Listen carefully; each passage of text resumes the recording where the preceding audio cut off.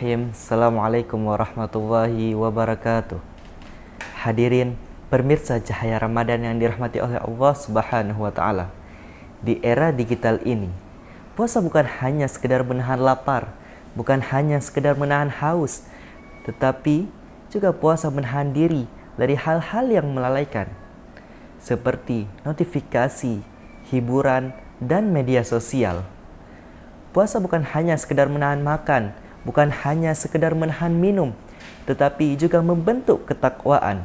Sebagaimana firman Allah dalam Quran Surah Al-Baqarah ayat 183. Bismillahirrahmanirrahim.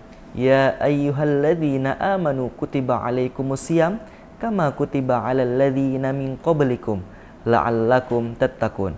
Yang artinya, wahai orang-orang yang beriman, diwajibkan atas kamu berpuasa sebagaimana diwajibkan atas orang-orang sebelum kamu, agar sekiranya kamu bertakwa. Ramadan bukan hanya sekedar menahan lapar, tetapi juga membentuk ketakwaan. Termasuk apa yang kita tulis, apa yang kita bagikan, dan apa yang kita posting, dan segala macam.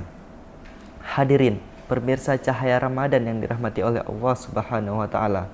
Mari jadikan Ramadan sebagai momentum, bukan hanya menahan diri dari lapar, juga meningkatkan ketakwaan di era digital ini. Sekian, wallahul muwaffiq ila aqwamit thoriq. Wassalamualaikum warahmatullahi wabarakatuh.